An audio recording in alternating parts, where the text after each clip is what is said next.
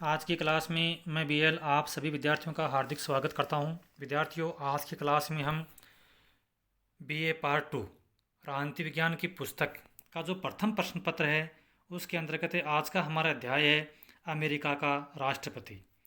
तो इस अध्याय से महत्वपूर्ण प्रश्न है अमेरिका के राष्ट्रपति की शक्तियों को स्पष्ट कीजिए। निबंधात्मक प्रश्न है अमेरिका के राष्ट्रपति की शक्तियों को स्पष्ट कीजिए। परीक्षा की दृष्टि से बहुत ही इम्पोर्टेंट प्रश्न इस अध्याय में से बन रहा है। तो हम शुरू करते हैं। संयुक्त राज्य अमेरिका के संविधान में, यानी सबसे पहले हम अमेरिका के राष्ट्रपति के बारे में थोड़ा सा परिचय के रूप में देखते हैं। संयुक्त राज्य अमेरिका के संविधान में राष्ट्रपति के विषय में केवल इतना ही लिखा है, कार्यपालिका शक्ति राष्ट्रपति में निहित होगी। यानी अमेरिका के संविधान में राष्ट्रपति के बारे में कोई लंबा चौड़ा इतिहास नहीं लिखा गया है, केवल इतना ही लिखा है कि कार्यपालिका शक्तियां राष्ट्रपति में निहित होगी। संविधान निर्माता ने कभी नहीं सोचा होगा कि इन थोड़े से शब्दों में वर्णित राष्ट्रपति का पद आगे चल करके विश्व को सर्वाधिक महत्वपूर्ण शक्तिशाली पदों में से एक होगा। संविधान में अमेरिका की कार्यपालिका शक्ति राष्ट्रपति में निहित की है। राष्ट्रपति सरकार व राज्य दोनों का अध्यक्ष होता है। तो अमेरिका का जो संविधान है उसके अंतर्गत जो भी अमेरिका की कार्यपालिका शक्तियां हैं वो सारी राष्ट्रपति के अंतर्गत निहित की गई है। यानी राष्ट्रपति सरकार और राज्य दोनों का अध्यक्ष होता है। अब थोड़ी सी हमें जो विद्वान है, प्रसिद्ध विद्वान है, उनके बारे में और देख लेते हैं। राष्ट्रपति के बारे में उन्होंने क्या टिप्पणी किया, अपनी क्या परिभाषा दी है। मुनरो के अनुसार प्रसिद्ध विद्वान मुनरो यह कहता है कि अमेरिका का राष्ट्रपति का पद अद्भुत संस्था है। यानी कहने मतलब कि अमेरिका का राष्ट्रपति के समतुल्य विश्व के अंतर्गत किसी भी देश का राष्ट्रपति इतना पावरफुल नहीं है, तो एक अद्भुत संस्था मानता है मुनरो इसको। दूसरा विद्वान है बेचर्ड के अनुसार अमेरिका का राष्ट्रपति आधुनिक संसार में सबसे अधिक शक्तिशाली संवैधानिक शासक है। इसी तरह तीसरा विचारक है लास्की के अनुसार ऐसी कोई विदेशी संस्था नहीं है जिसके साथ मूलतः अमेरिका के राष्ट्रपति की तुलना की जा सके। यानी कहने का मतलब है कि ऐसी दूसरे देश के अंदर कोई ऐसी संस्था नहीं है जिसकी हम तुलना अमेरिका के राष्ट्रपति से कर सके। मतलब अमेरिका का राष्ट्रपति वो बहुत एक पावरफुल पद होता है। तो ये थी, वैसे तो राष्ट्रपति को लेकर के विद्वानों की अलग अलग परिभाषाएं हैं, लेकिन मैंने मुख्य रूप से ये 3 प्रसिद्ध विद्वानों की परिभाषाओं को आज के इस प्रश्न के अंतर्गत शामिल किया है। अब हम आगे बढ़ते हैं। अमेरिका के राष्ट्रपति का चुनाव। तो अमेरिका के राष्ट्रपति का चुनाव किस प्रकार से होता है, उसके लिए क्या योग्यताएं होनी चाहिए। तो सबसे पहले हम देखते हैं योग्यताओं के बारे में। पहली योग्यता है अमेरिका का जन्मजात नागरिक हो। यानी अमेरिका के राष्ट्रपति के उम्मीदवार के लिए जो भी व्यक्ति खड़ा होता है वो अमेरिका का जन्मजात नागरिक होना चाहिए। उसकी जो आयु है वो 35 वर्ष की पूरी होनी चाहिए और कम से कम 14 वर्ष अमेरिका में वो रह चुका हो। यानी नागरिकता के लिए कम से कम अमेरिका में 14 साल वो रह चुका हो, ऐसा ही व्यक्ति राष्ट्रपति पद के लिए दावेदारी कर सकता है। और अगली बात है वह पागल नहीं हो। यानी ये 4 प्रकार की योग्यताएं होनी चाहिए अमेरिका का राष्ट्रपति बनने के लिए। फिर है राष्ट्रपति की पदावधि। यानी अमेरिका के राष्ट्रपति का कार्यकाल कितना होता है। तो राष्ट्रपति का कार्यकाल संविधान के अनुच्छेद 2 भाग 1 में 4 वर्ष निर्धारित किया गया। तो अमेरिका के राष्ट्रपति का कार्यकाल कितना होता है, 4 वर्ष का होता है।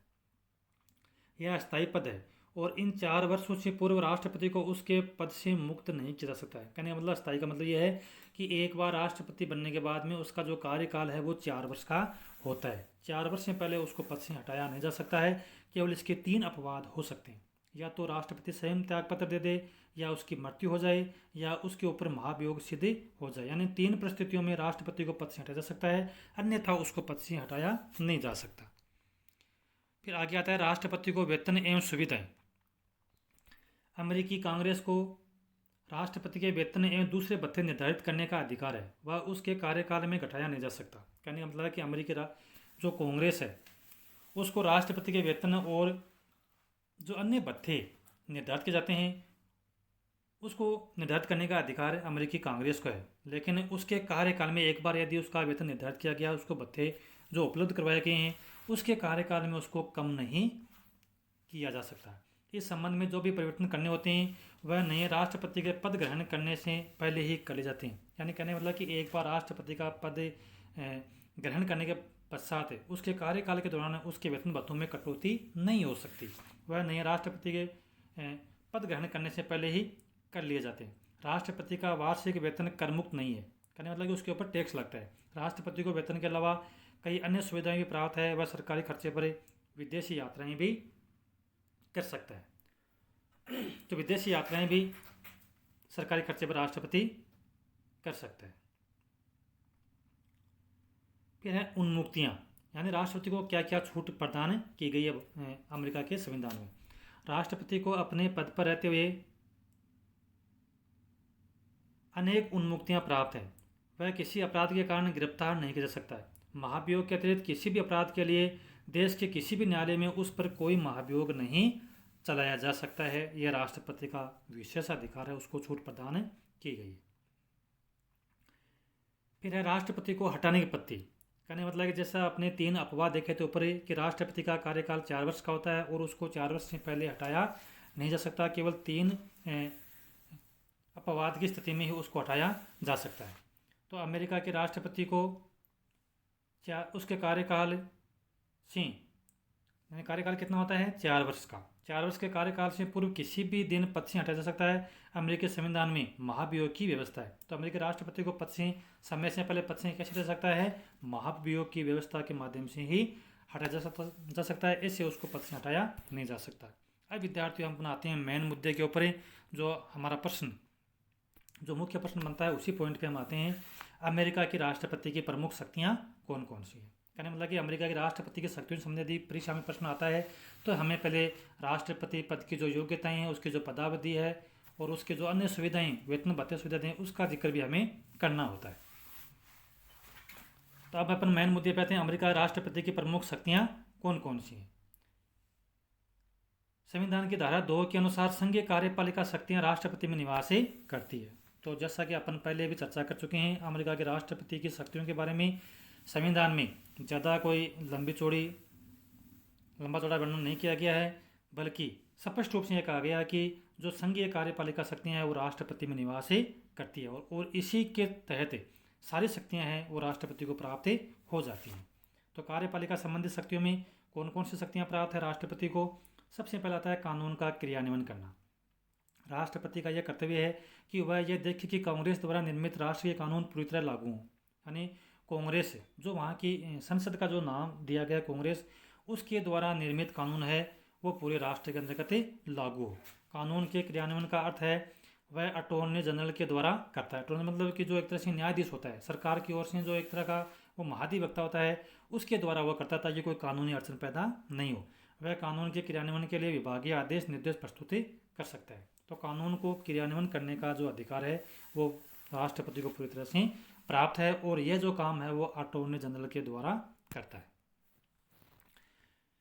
दूसरा शक्ति आती है कार्यपालिका संबंधी शक्तियों में प्रशासन का संचालन करना, शांति तथा व्यवस्था बनाए रखना है तथा संपूर्ण प्रशासन के संचालन करने का उत्तरदायित्व राष्ट्रपति का है। संविधान में यह कहा गया है कि अधिशासनिक शक्ति अमेरिका के राष्ट्रपति के हाथों में होगी, यानी शासन संबंधी जो संचालन करने की शक्ति है वो राष्ट्रपति के पास में निहित है। फिर है नियुक्तियों से संबंधित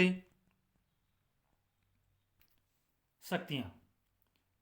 संविधान के अनुसार राष्ट्रपति को यह अधिकार है कि कांग्रेस के निर्णय व कानूनों को क्रियान्वित करने के लिए आवश्यक है कि वह नियुक्तियां करे। मोटे रूप से राजकीय नियुक्तियां 2 प्रकार की होती है, एक उच्च स्तरीय और दूसरी निम्न स्तरीय। उच्च स्तरीय नियुक्तियां राष्ट्रपति के द्वारा तथा निम्न स्तरीय नियुक्तियां सरकार के विभिन्न विभागों के अध्यक्षों के द्वारा की जाती है। तो राष्ट्रपति है वो 2 प्रकार की नियुक्तियां करती है, एक उच्च स्तरीय और दूसरी निम्न स्तरीय। उसके बाद में आता है सेवा से पृथक करने की शक्ति।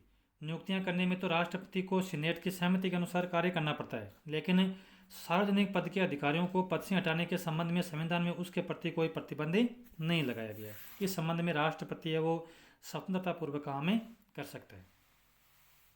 कहने मतलब कि यदि कोई भी अधिकारी अपने पद का सही तरह से उपयोग नहीं करता है या दुरुपयोग करता है तो उसको राष्ट्रपति को पद से हटा सकता है। उसके ऊपर इस संबंध में कोई प्रतिबंध नहीं लगाया गया है और राष्ट्रपति स्वतंत्रतापूर्वक अपना काम कर सकता है। फिर है कैबिनेट का नेतृत्व।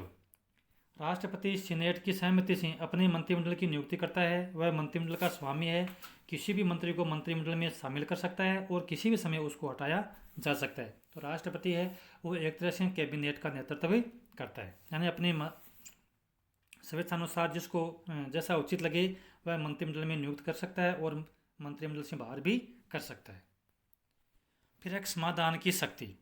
धारा 2 के अनुसार राष्ट्रपति संज्ञा कानून के विरुद्ध अपराध करने वाले व्यक्तियों को समाधान प्रदान कर सकता है और वह अपराधी की सजा भी कम कर सकता है। समाधान का मतलब उसको माफ करने की शक्ति राष्ट्रपति को यह शक्ति प्राप्त की गई है। फिर है सेना प्रमुख के रूप में शक्ति। संविधान के अनुसार राष्ट्रपति युद्ध व शांति दोनों समय में सेना का अध्यक्ष है। सेना अध्यक्ष होने के नाते जब भी आवश्यक समझे इस प्रकार की सेनाओं को कार्य करने का आदेश दे सकता है। तो राष्ट्रपति है उसको अमेरिकी संविधान के अंतर्गत सेना का प्रमुख ही बनाया गया है। युद्ध और शांति दोनों ही परिस्थितियों में राष्ट्रपति है वो सेना को परिस्थितियों के अनुसार कार्य करने का आदेश दे सकता है और सेना को राष्ट्रपति के आदेश की पालना करनी ही होती है। तो ये तो जो अपनी शक्तियाँ पढ़ी राष्ट्रपति की वो तो थी कार्यपालिका संबंधी शक्तियाँ। अब अपना दूसरा पॉइंट आता है विधि निर्माण संबंधी शक्तियाँ। विधि का मतलब था कि कानून निर्माण से संबंधित शक्तियाँ। कार्यपालिका संबंधी शक्तियों का मतलब होता है प्रशासनिक शक्तियाँ। तो विधि निर्माण से संबंधित शक्तियाँ राष्ट्रपति को कौन कौन सी शक्तियाँ प्राप्त हैं। सबसे पहले आता है राष्ट्रपति का संदेश। संविधान में यह कहा गया कि समय समय पर राष्ट्रपति कांग्रेस को संघ की दशा के बारे में जानकारी देंगे और उसके विचार के लिए ऐसे सुझावों की सिफारिश करेंगे जिन्हें आवश्यक समझे। राष्ट्रपति इन संदेशों में कांग्रेस से कानून निर्माण के लिए कांग्रेस से अनुरोध कर सकते हैं। राष्ट्रपति द्वारा भेजे गए इन संदेशों का कांग्रेस के व्यवस्थापन कार्य पर बड़ा प्रभाव पड़ता है तथा कांग्रेस इन सुझावों के आधार पर व्यवस्थापन करती है। व्यवस्था मतलब कानून निर्माण संबंधी काम करती है। तो सीधी सी बात यह है कि समय समय पर राष्ट्रपति है वो कांग्रेस को संघ की दशा के बारे में जानकारी देंगे। यानी कांग्रेस जो अमेरिका का प्रमुख सदन है उसको जानकारी कौन देंगे? राष्ट्रपति। और उसके विचार के लिए सुझावों की सिफारिश भी करेंगे जैसा कि राष्ट्रपति उचित समझता है। और इन संदेशों में कानून के निर्माण के लिए कांग्रेस से अनुरोध भी कर सकता है कि किस तरह से कानून है वो देश के लिए आवश्यक है। मतलब सुझाव भी दे सकता है और कांग्रेस से अनुरोध भी कर सकता है। राष्ट्रपति द्वारा भेजे गए इन संदेशों का कांग्रेस के जो व्यवस्थापन यानी कांग्रेस जो भी कानून निर्माण संबंधी काम करती है उसके ऊपर राष्ट्रपति द्वारा भेजे गए संदेशों का बहुत प्रभाव पड़ती है। मतलब कांग्रेस है वो राष्ट्रपति के संदेश जो भी संदेश हैं उनके ऊपर गौर करती है और अपने जो भी कानून निर्माण संबंधी आदेश हैं उसके अंतर्गत राष्ट्रपति के सुझावों को शामिल करती है। तो कहने का मतलब है कि राष्ट्रपति के जो संदेश हैं वो कांग्रेस के लिए मायने रखती है। उसकी कांग्रेस है वो एक तरह से अनदेखी नहीं करती है। फिर है राष्ट्रपति का वीटो। राष्ट्रपति का वीटो भी कानून निर्माण के ऊपर काफ़ी असर रखता है। संविधान के अनुसार यह आवश्यक है कि कांग्रेस द्वारा पास किया गया प्रत्येक कानून राष्ट्रपति के हस्ताक्षर के लिए उसके सामने प्रस्तुत किया जाए। जब कांग्रेस के दोनों सदनों द्वारा पास किया गया कानून राष्ट्रपति के सामने आता है तो राष्ट्रपति उस पर हस्ताक्षर कर सकता है या वीटो का प्रयोग कर सकता है।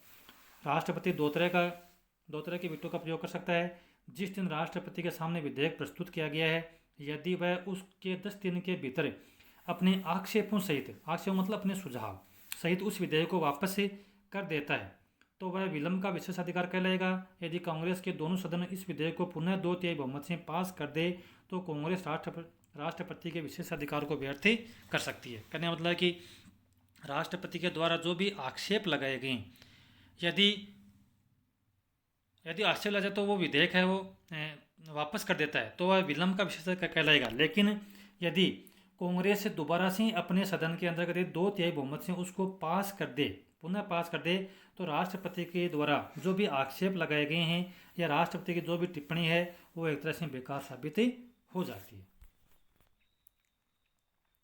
तो कहने का मतलब है कि राष्ट्रपति को वीटो का अधिकार है, उसको विशेषाधिकार प्राप्त है, लेकिन उसको हमें पूर्ण शक्ति के रूप में नहीं दे सकते।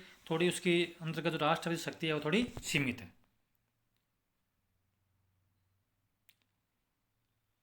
फिर आता है पॉकेट वीटो। अपने इस वीटो का प्रयोग उन विधेयकों के विषय में जिन्हें वह कानून नहीं बनने देना चाहता है केवल उन 10 दिनों में कर सकता है जो कांग्रेस के सत्र के अंत में होते हैं। यानी जब भी कांग्रेस का जो वहाँ का प्रमुख सदन है, जिस तरह से भारत में संसद बोलते हैं, अमेरिका में उसको कांग्रेस कहते हैं। तो पॉकेट वीटो, पॉकेट का मतलब है कि राष्ट्रपति है वो कुछ विधेयकों को अपने पास विचार के लिए रख देता है और उसको मतलब उसमें वो देरी कर देता है।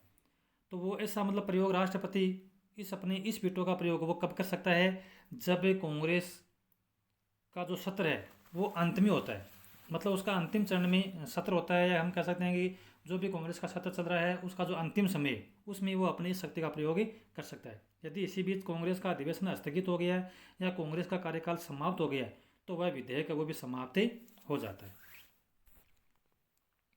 तो अपने वीटा को प्रयोग राष्ट्रपति है वो उस समय कर सकता है जब कांग्रेस का सत्र है वो अंतिम सत्र में होता है। तो यदि इस बीच कांग्रेस का अधिवेशन समाप्त हो गया है और कांग्रेस का कार्यकाल समाप्त हो गया तो विधेयक वो भी समाप्त हो जाता है। कहने मतलब कि इस स्थिति में राष्ट्रपति है वो एक तरह से वो जो विधेयक या जो कानून बना है वो एक तरह से बेकार साबित हो जाता है, और उसमें जो अहम जो रोल है वो किसका हो जाता है? राष्ट्रपति का। फिर आदेश। राष्ट्रपति अध्यादेश जारी नहीं कर सकता, तथापि यह प्रथा है कि वह प्रशासकीय आदेश जारी कर सकता है। इन आदेशों के माध्यम से कार्यपालिका विविध विभागों में कार्य किए जाने के नियम बना सकता है। राष्ट्रपति द्वारा जारी प्रशासकीय आदेशों को कानून के समान ही मान्यता प्रदान प्राप्त होती है। तो राष्ट्रपति के आदेश हैं वो भी एक तरह से कानून की तरह काम करते हैं। हालांकि राष्ट्रपति वह अध्यादेश जारी नहीं कर सकता, किंतु यह प्रथा है कि वह प्रशासकीय आदेश जारी कर सकता है, और इन आदेशों के माध्यम से कार्यपालिका विविध विभागों में कार्य किए जाने के नियम बना सकता है। और राष्ट्रपति द्वारा जारी प्रशासकीय आदेशों को जिस तरह से कानून होते हैं उन कानूनों के समान ही उसको मान्यता प्राप्त होती है। कांग्रेस के विशेष अधिवेशन बुलाने का अधिकार। राष्ट्रपति को यह अधिकार प्राप्त है कि वह कांग्रेस के विशेष अधिवेशन को आमंत्रित कर सकता है, किंतु ऐसा करने के लिए उसे यह सूचित करना होता है कि विशेष अधिवेशन बुलाए जाने का उद्देश्य क्या है। यानी कांग्रेस है वो राष्ट्रपति कांग्रेस का विशेष अधिवेशन बुला सकता है, लेकिन पहले राष्ट्रपति को यह जरूर बताना होता है कि विशेष अधिवेशन बुलाने का औचित्य क्या है, यानी किस कारण से अधिवेशन बुलाया जा रहा है। फिर आता है राष्ट्रपति की तीसरी प्रकार की शक्तियाँ हैं न्यायिक शक्तियाँ, यानी हमने कार्यपालिका शक्ति पढ़ ली, विधायी शक्ति पढ़ ली, और अब तीसरी प्रकार की शक्तियाँ हैं न्यायिक शक्तियाँ। तो न्यायिक शक्तियों में कोई ज़्यादा लंबा चौड़ा नहीं है। उन व्यक्तियों को छोड़कर जिन्हें महाभियोग लगाकर दंडित किया गया है राष्ट्रपति समाधान दे सकता है। इस शक्ति के अधीन वह अपराधी को पूर्ण क्षमा कर सकता है, उसकी सज़ा कम कर सकता है और दंड को स्थगित कर सकता है। तो ये इसको न्याय संबंधी शक्तियाँ प्राप्त हैं। फिर है वैदेशिक संबंधों का संचालन। विदेशी संबंधी मामलों का संचालन व परराष्ट्र संबंधी मामलों का निर्वहन करने के लिए राष्ट्रपति को महत्वपूर्ण शक्तियाँ प्राप्त हैं। अंतर्राष्ट्रीय मामलों में राष्ट्रपति देश की ओर से बोलने वाला सबसे प्रमुख व्यक्ति है। अमेरिका को विदेश नीति व उसके परिणामों की पूरी जिम्मेदारी उसी की है। कहने का मतलब है कि दूसरे देशों के साथ किस प्रकार का संबंध बनाना है, किस प्रकार का संबंध रखना है, किस प्रकार की नीति बनानी है। कहने का मतलब कि विदेश नीति से संबंधित जो भी नियम बनाने हैं वो सारे राष्ट्रपति के रवैये के ऊपर निर्भर करती है।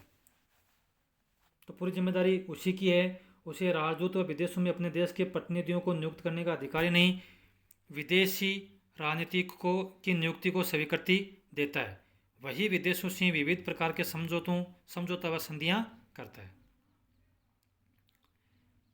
दल के नेता के रूप में राष्ट्रपति। अमेरिकी राष्ट्रपति अपने दल का नेता होता था। वह अपने दल की राष्ट्रीय समिति के अध्यक्ष को नियुक्त करता है और उसके पर्याप्त परामर्श से अपने दल के अन्य महत्वपूर्ण पदों की नियुक्ति करता है। दल के नेता के रूप में अपने दल के सदस्यों के माध्यम से कांग्रेस पर अधिकार जमाता है। तो राष्ट्रपति है वो अपने दल का नेता होता है, वह अपने दल की राष्ट्रीय समिति के अध्यक्ष को वही नियुक्ति करता है। तो कहने का मतलब है कि एक तरह से अपने पार्टी के अंतर्गत राष्ट्रपति का दबदबा होता है, क्योंकि अपने पार्टी के अंतर्गत जो भी अध्यक्ष है और जो अन्य सदस्य हैं, महत्वपूर्ण पद हैं, उन सभी की नियुक्ति वो राष्ट्रपति के द्वारा की जाती है। फिर आता है संकटकालीन शक्तियाँ। अमेरिकी संविधान में संकटकालीन शक्तियों का कोई वर्णन नहीं है, किंतु अमेरिका अनेक संकटों से गुजरा है। अतः कांग्रेस के सहयोग से अनेक राष्ट्रपतियों ने विभिन्न शक्तियों को प्राप्त कर लिया। राष्ट्रपति अब्राहम लिंकन, जो कि अमेरिका के पहले राष्ट्रपति थे, ने गृह युद्ध के समय कहा कि इसका मुख्य कार्य विद्रोह को दबाना है, और उन्होंने विद्रोह को दबाने के लिए बंदी प्रत्यक्ष सेकंड लेख को स्थगित कर दिया, और उन्होंने अनेक शक्तियों का प्रयोग किया जो संविधान में नहीं थी। कहने का मतलब है कि अमेरिका के राष्ट्रपतियों ने समय समय पर परिस्थितियों के अनुसार जो उनको संवैधानिक शक्तियाँ प्रदान नहीं की, लेकिन जब भी संकट आया देश में तो उन्होंने संकट या बदलती परिस्थितियों के अनुसार अपने पास में अनेक जो शक्तियाँ हैं वो भी उन्होंने प्राप्त कर ली थी। जैसे इसमें उदाहरण दिया गया कि जैसे अमेरिका के अब्राहम जो राष्ट्रपति अब्राहम लिंकन ने जब अमेरिका में गृह युद्ध के समय आया तो उन्होंने कहा कि हमारा जो मुख्य कार्य है वो विद्रोह को दबाना है, और उन्होंने विद्रोह को दबाने के लिए जो बंदी प्रत्यक्षीकरण लेख है उसको भी उन्होंने स्थगित कर दिया, उसको भी उन्होंने रोक दिया था। और उन्होंने ऐसी अनेक शक्तियों का उन्होंने प्रयोग किया था जो कि संविधान के अंतर्गत उनको नहीं दी गई थी। राष्ट्रीय नेता के रूप में राष्ट्रपति पूरे देश का नेता है। संपूर्ण देश का नेता होने के कारण उसके पीछे बहुमत की शक्ति होती है। कहने मतलब कि हमारे राष्ट्रपति चुनाव के माध्यम से सत्ता में आता है, तो इस प्रकार से वह पूरे देश का नेता होता है और संपूर्ण देश का नेता होने के कारण उसके पीछे बहुमत की शक्ति भी होती है। कहने मतलब कि जनता के द्वारा उसका निर्वाचन होता है, तो एक तरह से वो राष्ट्र के नेता के रूप में काम करता है। तो विद्यार्थियों, ये था आज का हमारा महत्वपूर्ण प्रश्न राष्ट्रपति की शक्तियों को लेकर के। तो ये जो प्रश्न है वो परीक्षा की दृष्टि से बहुत ही इम्पोर्टेंट है। मैंने ये प्रश्न बहुत ही सरल भाषा में तैयार किया है। मैं आशा करता हूँ कि आपको आज का ये पढ़ाया गया चैप्टर आपके आसानी से समझ में आया होगा। जय हिंद, जय भारत।